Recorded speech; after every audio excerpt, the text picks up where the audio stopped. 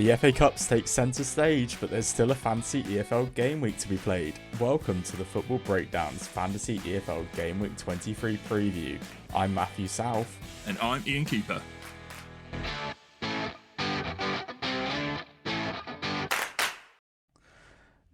Yes, welcome everybody. Welcome Ian. How are you doing? Yeah, really good, thank you. How are you doing? Yeah, not too bad, thanks. Yeah, I'm excited for one of my favourite weekends in the calendar, which is FA Cup third round weekend.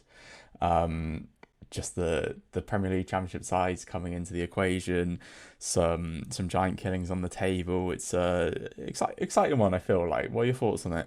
Yeah, it will be good. There is a lot of eye-catching fixtures, isn't there, going into the weekend? However, it's quite funny that what we're doing today is not looking at that at all and focusing strictly on the league. Yeah, completely ignoring it. Well, I guess there are some games falling on the Tuesday where might have to have an eye on the FA Cup just to see what sort of teams get put out and if players are being rested for the league or not for some teams. But yeah, before we dive into this week's fixtures, how did you get on last week? I managed to get 88 points in total. I was pretty happy with that because I had some real low returns. James Tilley only played the one game. Sadly, the second game was called off and he got 2 points. So my gamble of going for a low scorer with 2 games of like a medium average points total didn't pay off there. Same for Cameron Humphreys. Didn't really perform there. Got 4 points off of him. And as well as the keeper, didn't get a clean sheet in either of the games. So also 4 points. However, Shay Charles got 8 points for me. Pretty happy with that return. Keeler Dunn got 14, which I was really happy with just on the single game. Managed to get a goal, a couple of interceptions, that sort of thing. And then we had Omar Schwimney, who clocked 13 points in the first game, only 3 in the second game when they got battered 4-1, to be fair. But I had him at captain, so he got me 32 points. So yeah, I'm really happy with the captain there. I made the right pick. Yeah, he was also my captain too, so I was very happy with that return and yeah, avoiding any kind of any damage in that second game was great. Did you see that Elliot Nevitt penalty actually for Gillingham against Bromley? It is horrific. The fan cam of it is just hilarious of how high he skies it. It was kind of reminding me of that famous clip of that Gerrard penalty where he kind of looks at Hodgson on the sideline before taking it against Blackburn and skying it, and then Hodgson gets sacked, and it's like has never gone right. Enough of Bonner. I'm just going to sky the penalty. Yeah. No comeback. Yeah, I was thinking that it's like it's never a nice feeling knowing that's contributed to it. Obviously, that's not the sole reason for him to get sacked, but in the narrative, it's not a nice feeling at all. No, exactly. But yeah, and then the rest of my teams were Beckles 11 points, clean sheet as expected, and some clearances in there. And then everything else is just a bit meh. I got 73 points in total. You know, I got the Wimbledon win in the first game, like yourself, and Goodman managed to get 6 points with the saves after saying I didn't think he was going to make too many saves. Yeah. So he kind of counteracted me there, which is good. I mean, good for him. He is a young keeper after all. So out there to learn his trade and had a very, very good game, which I was happy with. But then the postponement of their second game, you know, kind of ruined those points. And then Wickham were winning 1-0 in the first game and conceded a goal and equaliser in added time to Blackpool, which cost me 9 points in total. It cost me a Luke Leahy clean sheet and the Wickham win. Also cost me the bet as well, which is disappointing. But the 9 point swing was annoying. As you know, I could have been on 82 points and also would have expected a bit of a better performance from Wickham in the second game. So Leahy got 7 for the week. And then Mehmeti, Crowley and Leeburn did absolutely nothing for me. 2 and 1 point for Mehmeti after he got booked, I believe. So yeah, really disappointing result. I was actually like talking about how I'd picked Twine before, and then Twine goes and scores again, and Mehmeti did nothing, which obviously just it's the way it goes. I thought Reading were really stubborn and kept out Leeburn and Crowley. Like, you know, just coming back from fitness, maybe it's just quite a game, but McGoldrick kind of stole the show there. So, yeah, I don't think the picks were I don't think it was like awful picks. I just think it just didn't come off, which happens. I feel like when you have so many players to choose from in this Fantasy EFL, that that is the case, and maybe just hammering in the doubles would have been the better thing to do, which I did have three, and they all came off, and then Beckles came off as well. But yeah, we kind of moved forward from there. It wasn't like a big damage, only 12 points behind your week or 15 points behind your week, so it's not like a massive game changing week either. No, not at all. But yeah, sorry. I'm sorry. No, I was just gonna butt in there. It's quite funny how you stuck Dan Crowley in your team. I suggested Yatta, and it was McGoldrick who got the 2 goals. Also, I just want to make one quick apology. I was so strong on Hull having a terrible week last week that I put Ethan Ampadu in, and they conceded. Hull scored 3 goals, and I'm just like, okay, brilliant. That's egg on my face. I mean, that's why we enjoy doing this. It's always quite a risk when you make a bold call, but it's just quite funny how I was so strong on Ampadu getting the clean sheet there. It ended up 3-3. Yeah. I'm actually having a look back at some of my picks here, and it's like, yeah, there is. I mean, Johansson got the clean sheet last week, which is exactly how I thought it would happen. I picked Goodman for the double game week, so it's not like I left him out for a good reason, and then the Wimbledon game gets postponed in the second game, where you'd think Goodman would just get even 2 points to take him over the Johansson total. So that was annoying. But yeah, I kind of used all of my other picks, and there's no one there that I'm like, yeah, I didn't leave any points on the board by missing anyone. But No. yeah, it wasn't the best week all around, I think, for our selections anyway. No. But I think moving into this week, it's an interesting one because there's only, I think, 16 games in total. We've got 3 Championships, 6 League One, and 7 League Two games to go through. The League One, most of the League One games and League Two games are on Saturday. I think there is one that falls into Tuesday, and then the Championship games are midweek rearrangement. So we do have a bit of time this week. There's no late Thursday fixture that we have to rush out for. There's no Friday night football either. So it's kind of all focused on Saturday. But obviously the FA Cup's taking centre stage. It's like, listen, make sure you do get your team sorted for Saturday. A little bit different format for this week as well, for the Championship anyway, because there's just the 3 games. We're not going to give you 4 picks where we just kind of end up picking the same team every time. Instead, we're going to break it into individual fixtures and just give you a player from each fixture that we think you should keep an eye on. We thought that was kind of the better way to do it this week, and so I'm taking 2 of the fixtures. Ian's taking 1 of the fixtures. So I'll kick us off then, I believe, and I'm gonna start with Blackburn versus Portsmouth. Now, something I did find a bit interesting about this fixture. So the last time these two sides met was in League One back in 2017-18, where Blackburn came second, Portsmouth came 8th. And the time before that they last met was all the way back in 2009-10 season in the Premier League. So they've only met 2 times since they've both kind of left the Premier League. And just to kind of show like why I thought this was interesting, our Plymouth Argyle Oxford is another fixture this game week, and they've kind of risen through the leagues together from League Two in the same time frame from 2009-10, where Portsmouth and Blackburn have only met twice. Argyle and Oxford have met 23 times in all competitions. So, like, this is why I was like, this is just so bizarre, because they're all clubs that have fluctuated through the leagues, but 2 of them have definitely stuck with each other. But anyway, onto my actual pick, and probably no real shock. I'm going for a Blackburn player with Portsmouth's dreadful away form. I'm going for Danny Bath. Now, Danny Bath is part of the back 2 with Dominic Hyam. They've formed a really good partnership ahead of Ainsley Pears. And, Hyam, Ian spoke about before. Pears I spoke about before. So I think it's time. I think we've also mentioned Beck on the podcast too a couple of times.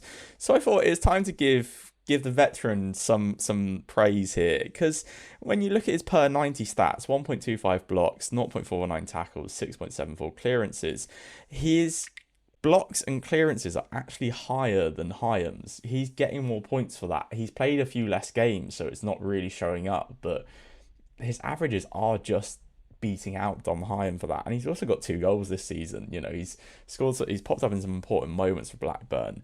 They've shown that they can be a set from set pieces, and Portsmouth on the road are just kind of not really picking up the same results they are at home at the moment. They've scored just 4 goals away from home in their last 8 games, 5 away games this season. They've not scored a goal. And whilst Blackburn themselves have kind of hit a bit of a sticky patch at home, they have had some tougher fixtures, like excluding the whole loss, their other losses have come against the likes of Sheffield United and Burnley and teams at the top. So I'm not too worried about their drop off in form. They've still got 3 clean sheets in those 8 games as well. So back in the Blackburn defender feels like the move to make this week, and I thought it was time to give a 0.2% selection Danny Bat some credit for his performances that might be going under the radar this season. Yeah, definitely. And it's easy to look at the form table and look at Portsmouth, and you've seen a lot of wins there, especially in their last sort of like last say like 8-9 games. There's some really big wins, but then remember they are all at home. When you look at their away games, they really struggle to even score. So going against Yeah, a dominant defense like this, it just makes sense to pick the team that's going to be favourite for this game. And yeah, like, Bath plays most games. It'll be interesting to see what they do with the FA Cup. I don't actually know. I haven't really. One thing I haven't been able to look at is have a look at a double game week and see if Bath plays both games. But I'd imagine that would be the case. Yeah, he has been playing quite a bit recently. I think the options they have in defence are a bit limited at the moment at the back, and I haven't seen anyone come in for them in January in that position yet. Anyway, I think their FA Cup game is against Middlesbrough, which I think is quite interesting because you've got that's 5th versus 7th in the Championship. Is someone going to try and maybe turn their attention to the league with both clubs eyeing the playoffs? And maybe just rest some players, not to give too much away, on that front. So it will be interesting to see the lineups come Saturday for that game. But yeah, this is the Wednesday night game, so you think there's enough recovery time in there for someone like that to get back in the team? No, definitely. And I'll move us on to the next game that we've looked out, and that is Cardiff versus Watford. And I'm sure you can all imagine I was delighted to have this game. It's really, really hard. Where do I start? Watford have lost their last 3 games, including the reverse fixture against Cardiff, whereas Cardiff are unbeaten in their last 3 games, with their only win being against Watford. So that gives you something to cling on to, as I'm really put off by Watford, especially after keeping an eye on them on that triple game week. They look really poor. Well, Jefferson's gone back. He got recalled. Well, I say recalled. It was a mutually terminated, the loan there. So their attacking options aren't looking too promising. So I delved into Cardiff's performances. O'Dowd's a player who's consistent in the side, and he has bright moments, but he's been fielded at a left back, and he's quite he's not very effective in that role. Callum Robinson scored twice against Watford last time out, but he's serving a 3-match ban for a straight red card against Coventry. And the rest of the team really are bang average when you look at their points totals. So I was trying to be creative and avoid this selection, but I'm going to have to go with Alex Robertson. He's a well-rounded performer with over 1 interception and key passes per 90. He's had 3 shots on target this season, which have translated into 3 goals this season, which is quite interesting, and an average rating of 6 points. It's the closest you're going to get to ensuring a fairly good return from this fixture. A surprising stat that reflects Cardiff's poor options and confidence up front is Robertson's only got 1 assist, spiting 1.76 chances per 90. In the same amount of games for Portsmouth in League One last year, Robertson had 4 assists to his names, whilst having a lower chance per 90 created.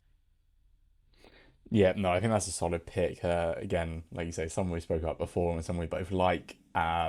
With the options of that game, I just had a look at their form table as well. Neither side have won in 5 games. This is not going to be. I don't think it's going to be the most exciting game of football in the world. But I think picking a midfielder is like also secures that like no lose factor of you're not banking on a clean sheet to get you by.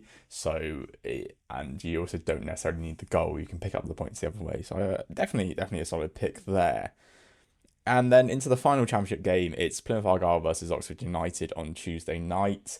Oxford, with Gary Rowett in charge, have picked up 10 points from 4 games, definitely boosted their survival chances. And in fact, they're looking further up the table now, put a bit of gap between themselves and the relegation zone. Plymouth Argyle, meanwhile, are yet to appoint a manager since the sacking of Wayne Rooney, or the mutual leaving of Wayne Rooney, whichever way you want to think of it. Let me just double check that. Have they got a manager?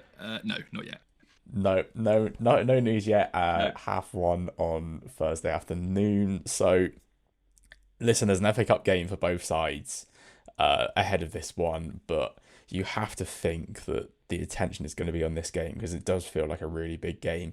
Even though Oxford have put some gap between themselves and the relegation zone, if they can win this one as well, you'd think that they fancy their chances of certainly finishing above Argyle, and then there's only two other teams they have to finish above. So probably no real surprise. I'm going to go for an Oxford player, even though I feel like there's merit here for going for an Argyle player. I just don't know who to pick because their home form is better than their away form. But there's a certain Oxford player that stands out, and it's Kieran Brown. He's literally just got 16 points against Argyle in Gameweek 21, where he scored a goal, kept a clean sheet. On the Rowett so far, it's 12, 16, 10, and 5-point returns. So averaging 10.75 points, 2 goals, an assist, 28 clearances, 2 clean sheets. So it's just a really solid pick. He's playing so well under Rowett. They're really stubborn. Last year when Rowett brought his Millwall side to home park, they won 2-0 in one of the most bizarre games of football where they got absolutely battered, yet won 2-0. Rowett knows how to play against these types of teams that want to play attacking football but aren't a top level side to do it. So I feel like even though Argyle have only failed to score once at home this season, there's definitely still a good chance here that Rowett is the type of person who can go there and get a clean sheet for his side, and Brown is certainly the standout pick for Oxford. Yeah. I'll give you one other option that I feel like I'd just want to put forward for Oxford, and it would be Ruben Rodriguez. He was so effective. I watched the game when they played Millwall away. It was their only win of the season. And okay, Rodriguez got the goal, but they only had 4 shots in the box, and they were all failed to Rodriguez. It was clearly a game plan where they've tried to get him into space in the box, and I'd be really worried if Argyle conceding a lot of space in their own box with this going here. But I can see why Kieran Brown's the obvious choice. He's been brilliant since Rowett's come in. He actually had the least amount of touches in that Preston game, at only 34, but every one of his touches is basically a clearance or a block. No, exactly. Yeah, I did have a look at Rodriguez as well, like 2 and 2 for him, and both away from home, and he's playing in that number 10 role now where he was brilliant for Notts County. Yeah, I feel like my thing for this game is like I just don't really know what to predict, so I've gone for the solid option of Brown. I also had a really outside choice for this one, and it is actually the one Argyle player that could be worth a mention, and it's Julio Plegafuelo, who has got 22 points in his last 2 games since coming back into the starting 11. The only issue is I don't know who's going to be in charge, what they're going to play come Tuesday night, so it's hard to pick him. But his per 90 stats in the league, he makes 8 clearances per 90, 1.65 tackles, 1.65 blocks. Listen, there's a solid Fantasy EFL player in there. The issue is you just don't get the clean sheets guaranteed. Like his 10 and 12-point returns come from the first away clean sheet they've had since April, and the 12 points against Bristol City was where he scored a goal, which he hasn't done in England before. So it's hard to really justify the kind of data on that being consistent. So sure, that makes sense. But in terms of like Argyle average points per player players, he's up the top. So listen, it's if I had to say someone, I might say him. I mean, really, if I had to say an Argyle player, I'd probably just be like, just put it on Morgan Whisker. But you know, it's just if anyone was interested in the thinking for that way.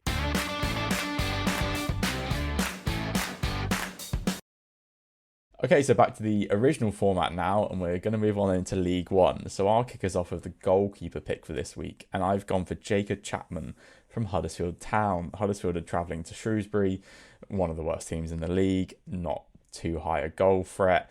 Huddersfield, meanwhile, have had such a weird season, but they are definitely back on the up now. They are winning games again. They are keeping clean sheets. Chapman has 9 clean sheets in 17 since coming into the team. Made 29 saves, a 5.2 point average. It's 4 clean sheets in his last 5 as well, and a 9-point return in 4 of those 5 games as well. So he's also getting the save points.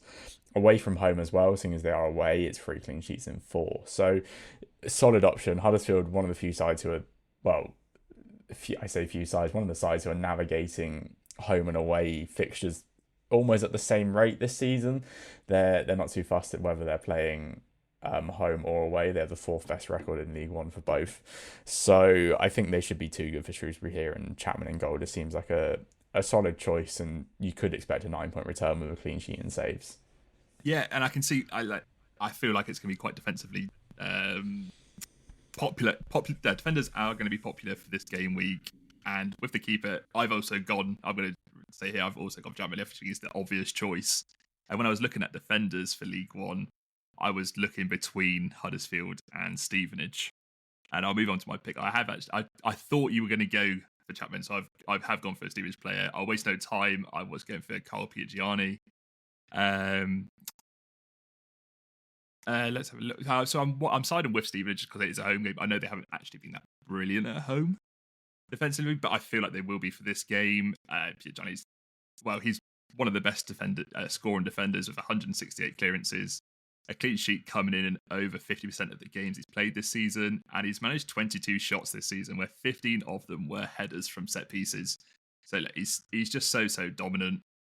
I'll talk you through the avenues I was looking through Stevenage games. In the reverse fixture, it ended 0-0 with Piagiani having a shot on target, which was saved. I was trying to be cute with other defenders like Luther Walding, but as a defender, it's hard to put anyone ahead of Carl Piagiani when he just averages 0.7 points per match over the other defenders that they have in their team.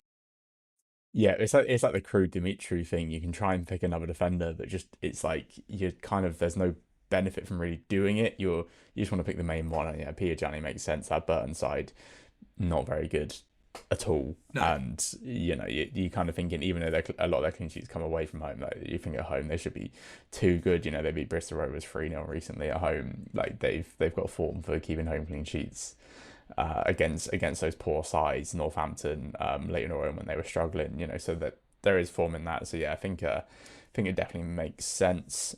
And I'm going to move us on into midfield, and I'm really sorry I'm going to repeat a pick, and it's Ian's pick from last week. It's Davis Keillor-Dunn, because you just can't not pick him right now. It's 5 goals and 2 assists in 6 games for him. He's the informed player in the league. Barnsley travelled to Northampton, who have recently lost 5-0 to Charlton, and they kind of maybe look a little bit more solid, but Barnsley should be far too good. In this game for them, I did try and look at other midfield options, but there is just no one who I think is going to match these returns of Keillor-Dunn right now. So I figured it's best to just be upfront and be like, listen, even though we're giving you a repeat pick, it's just the standout pick, I think, going into this week. Yeah, and you could be fooled with their, like you said, their recent upturn in form. Okay, it's only 1 win, but the games before that, they lost 3-0 to a Rotherham side who aren't known for scoring a higher volume of goals. Same really for Charlton, especially at Northampton's grounds, and Reading also beat them 4-1 as well. So yeah, with a high-scoring Barnsley team, you feel like this is going to be the case here as well. Exactly. Yeah, Barnsley up to 5th in the league now after a few good wins, and they have the 3rd best away record in the league. So yeah, Keillor-Dunn on the form he is should have no problems getting chances here to score. And finally for League One, I'll go for the forward pick. And for this game week, I'm going to try and stick to a more traditional forward in the hope to see a good return, because I am hopeless at getting a good return for strikers. Well, for forwards in fantasy. And I'm heading to Exeter for the game against Mansfield. Now, I remember both of us singing praise for Joe Whitworth for his amazing streak of clean sheets. But I should mention, it's through little fault of his own, that Exeter haven't kept a clean sheet at home since the 16th of November against Lincoln. And the Mansfield forward duo, will be a right pain to put an end to this run. So now the question is, which informed striker sitting on 9 goals would I like? Will Evans or Lee Gregory? Will Evans has 4 goals in his last 4 games. Lee Gregory has 3 goals in his last 5 games, but he did miss a penalty within there last week against Stockport, which is quite annoying. So I should favour Evans, but then Gregory has a better goal per 90 at being 0.75%, while Evans is 0.49. So basically, which one would you go for, Matthew?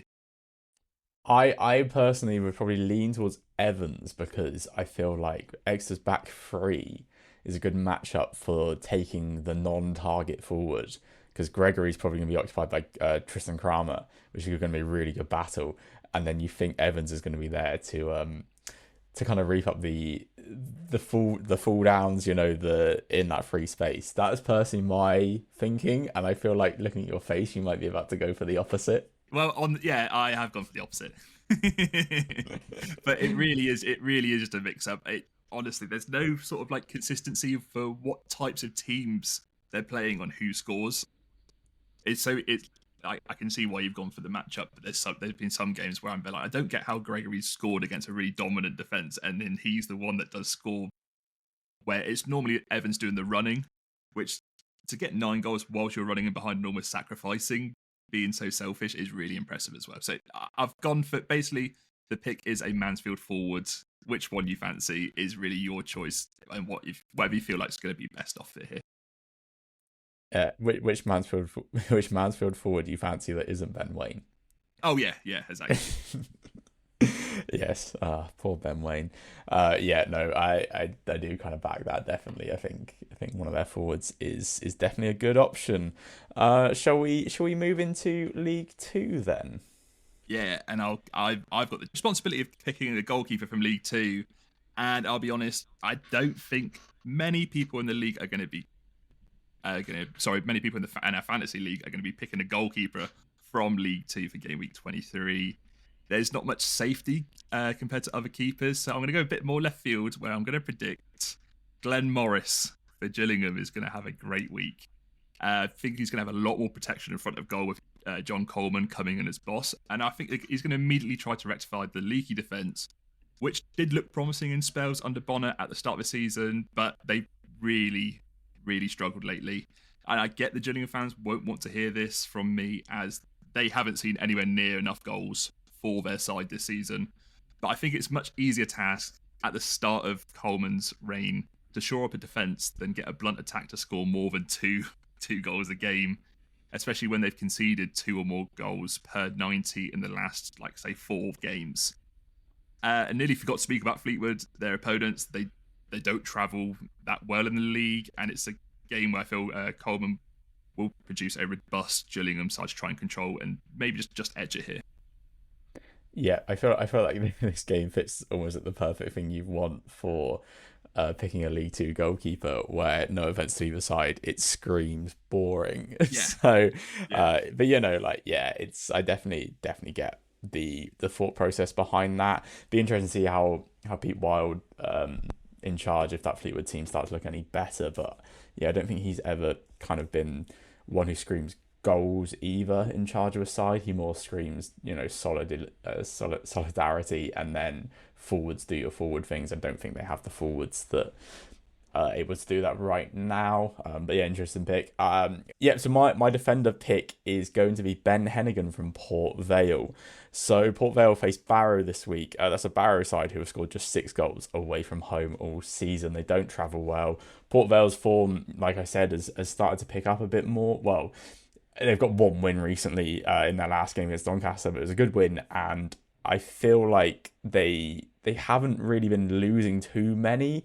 They've been drawing a hell of a lot. They haven't been turning in their chances. So I'm going to kind of take the fact that they've been stubborn at home recently. They've got back-to-back clean sheets against Cheltenham and Carlisle and 0-0 draws. I think they're going to carry on that clean sheet trend here against a Barrow side who, just like I said, don't travel very well away from home.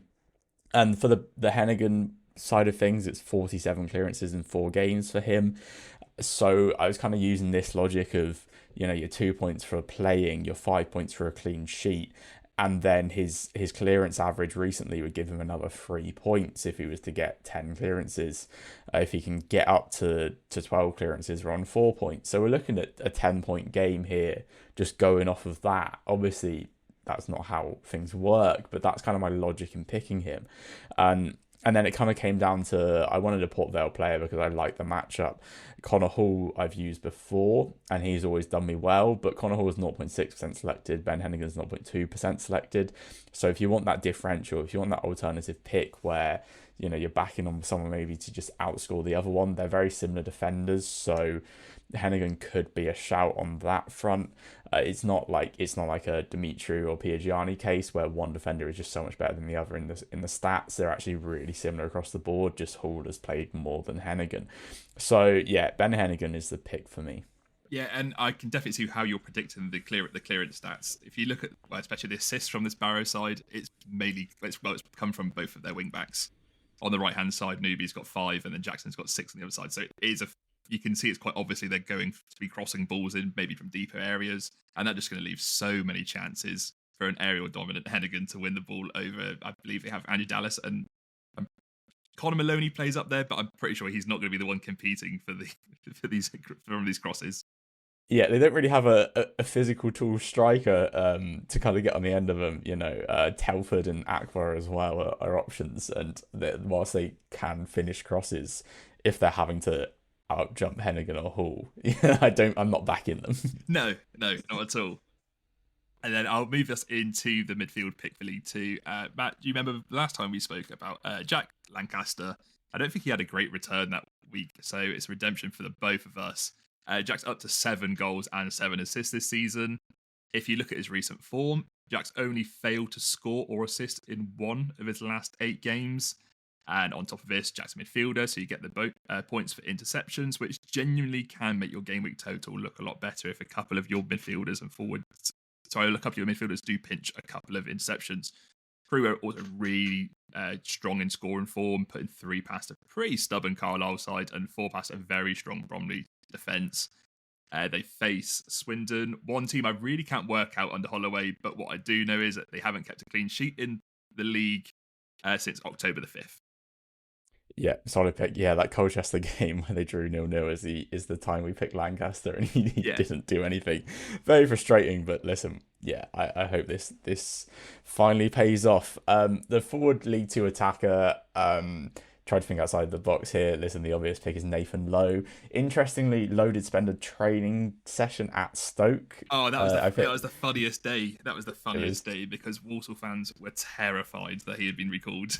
It was a brilliant day on Walsall Twitter to just keep an eye on how they were reacting to that. And then obviously Sadler was being linked with a move away, and then Sadler signed a new contract and things calmed down a bit, and then Stoke came out and said he was just there for the day. Nathan Lowe, that is. So I still think he's the obvious pick. I'm still wary of the recall, but seeing as he's someone who everyone knows about, I'm just going to try and talk about someone different, and I'm going to talk about someone that everyone knows about anyway, so I don't really know why I've done this. But the other option for this week, I've decided, is David McGoldrick, because last week we went Shatter and Crowley, and McGoldrick paid up. So this week I'm going to talk about McGoldrick anyway, because he deserves the flowers, He's got 10 goals and 2 assists this season. He scored twice last weekend. He's averaging 4.9 points, 0.9% average. There's not really too much to say about him. He's the higher shot taker when you compare him to Shatter. So he's the one who's trying to take the shots now in this system that Notts County are taking. I mean, they both are, but I think he's just edging it per 90. But they're playing 2 up top. So you think Shatter's going to be a bit more central, and McGoldrick's off of him. Crowley stepping up from midfield. Jody Jones is coming back off the bench as well, and he's starting to come back into the fold. This Notts County team is good. This Notts County team is scary. They're going to create chances. And listen, you could take Jatta or McGoldrick. I'm just almost like your League One pick. I'm just saying, pick a Notts County forward for this week because it just seems like the logical thing to do. They're away to a Grimsby side, and people might be wary of that, I guess. On paper, Grimsby a decent league position, but Grimsby concede 13.21 shots per 90, which is the 5th highest in the league. They've conceded 3+ goals 3 times at home. Their home record is 1-6, lost 6. When they play these expansive teams at home, Doncaster went there, won comfortably. Walsall went there, won comfortably. MK Dons went there, won comfortably. Notts County are on that level. They can go there and they can win comfortably. Grimsby are struggling to play against these sides. So I do think the matchup is good from a team's perspective. And listen, McGoldrick, Jatta, and Crowley, Jones, and Palmer is probably the best kind of 5-player combination in the league. So yeah, it's David McGoldrick / Alessandro Jatta, but we'll say McGoldrick this week for me. Yeah, and just to back up that point, I wanted to see what the game looked like when Notts County played Grimsby at home in the reverse fixture. It was Jatta with a goal and assist, Jody Jones with 2 assists, 1 goal, Crowley with 2 goals, 1 assist, and McGoldrick coming off the bench with 20 minutes to go and nothing. So quite funny we've got from McGoldrick here. So he is going to put that right this game. That's what we're saying. Exactly.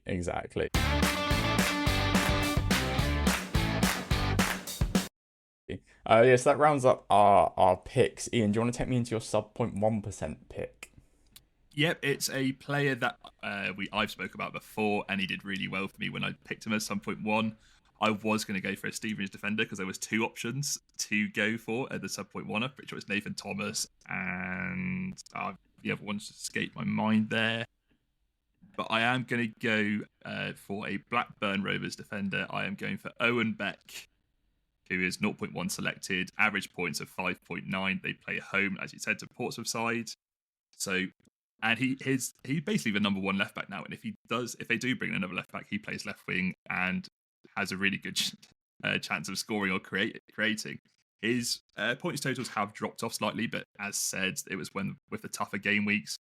If you look at the game total, the points total, before they had this tough run of Millwall, Sunderland, Leeds, he had 15 points against Luton, 9 points against Sheffield Wednesday, 10 points against Hull. Like, I'm pretty happy with this pick. Yeah, solid pick. When you said someone you were revisiting, I was torn whether you go in Beck or maybe go for Matty Pearson again after his 14-point haul against Wickham. But yeah, I was weighing up which one you were going to say. I just wasn't sure if Pearson's there's a He's ended up slight out of the team. there's a slight bit of rotation there, so that's what sort of put me off. Yeah, Brody Spencer's come in and kind of taken his spot a little bit. So yeah, I was wondering, but yeah, no, either way it doesn't matter because I'm going someone completely different. After you said there were no good League Two defenders to pick, I'm picking a League Two defender in my sub point one. I promise you, it's not. I'm picking Ryan Johnson from AFC Wimbledon. Yeah, we're going down the Wimbledon train again. Ian's grimacing. But listen, I do have good reasoning here. Listen, first of all, Wimbledon are at home. Wimbledon, very good side at home. And Johnson himself missed a bit of time this with injury because every Wimbledon player this season missed a bit of time of injury. It feels like they play a Cheltenham side, so Cheltenham side who recently failed to score against Port Vale when they were struggling away from home, don't really travel as well. You know, like they're really exciting, really open at home. Away from home, it's kind of a bit of a different story. Johnson himself, 14 straight starts since returning from injury, and in those 14 games, which is a very, very wide span, his point average is actually 6.3, which is very, very solid for a defender. 6 clean sheets in that time, and he's off the back of a 13-point. Well, not off the back, but recently he had 13 points against Gillingham, where he picked up 18 clearances. In fact, if we go to those last 3 home games, it's 13 points, 7 points, 11 points, with 18 clearances, 17 clearances, 11 clearances. You know, a clean sheet in the first and the last one as well. His last game against Newport, he had 12 clearances. This guy is a clearance machine right now, playing on the left side of that defence. He's, he's on the experience side of his career now. He's hitting 28, but I think, perfect should be like the main defender in this Wimbledon side nowadays. Also going forward, he hasn't scored yet, but he does have an XG of over 1. So Wimbledon a side who do pick up the corners, and have a really good corner taker in James Tilley. The other defenders have managed to chip in with some goals. It's about time Johnson did too. So Ryan Johnson for me is my sub 0.1 pick. They're a good pick. I'm happy for you to go for Wimbledon players. I'm going to leave Wimbledon players alone now. They just don't work for me, so they are fully all your selection. Yeah, I feel like if this is probably the last time, if this one doesn't pay out, I'm just going to leave Wimbledon players for the rest of the time we're doing this. So, do you want to quickly round up your whole team then for me? Yeah, sure. So I got to be honest, I've been tinkering around. As we've been recording. However, most of it's not changed. It's just one. It was my sub point one pick that changed. I had to go back in for Beck. So in goal, I've gone for Jacob Chapman. We spoke about it. Really happy choice. I think it's the obvious choice here. I've gone for Carl Bigiani, Owen Beck, and also Mickey Demetriou as a back three. Just really high totals. Jack Lancaster, and I have gone for Taylor Allen for Walsall in midfield. He's just brilliant this season. 5 goals, 5 assists. Really in form. I'm actually really worried he's not going to be at Walsall for much longer, so I'll just pick him while I can. And I have gone for Lee Gregory up front. Very good. Yeah, I've got Chapman in goal as well, and I also have Gianni in defence. Ryan Johnson finishes my defence of my sub point one pick. Keeler Dunn and Taylor Allen is my midfield too. And then up front at the moment, it's Nathan Lowe and Kyle Joseph for Blackpool. They're at home to a Cambridge side who are awful and for some reason sticking with Gary Monk. So, yeah, I'm taking Kyle Joseph at the moment, though I might change my mind on that one. But if I do, then do follow us on our socials at FBBDPod on X and at Football Breakdown on Bluesky to keep up to date with all of our changes should we make any, and also just to join in on the general chat of football as the weekend goes on. Now, to round us off, we're going to pick our two teams to win. And as always, myself and Ian place a £5 bet on those two teams to win. And I've been tracking our head-to-head throughout the season. Now, Ian, you're off the back of another winner, I believe. Come on. So you are actually on 4 straight wins and your profit is up to £64. Oh my gosh. Yeah, a last minute goal cost me last week. So I'm now on £12.64 profit instead of the 29 or £30 it would have been. So going into this week, I'll kick us off with this one. I'm going Barnsley and Huddersfield, two away sides. I want the away points, and I think they're the two standout ones. I don't really have too much to say because we've covered Barnsley and Huddersfield in the pod already.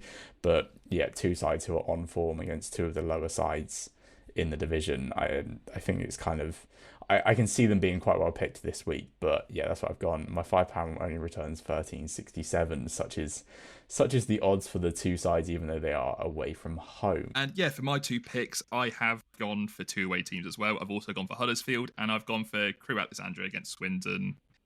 Pretty happy with these teams. Don't know if they're going to get the clean sheets, but I'm pretty confident with the 2+ goals here. So my £5 returns me £20.80, just to edge away from you even more here.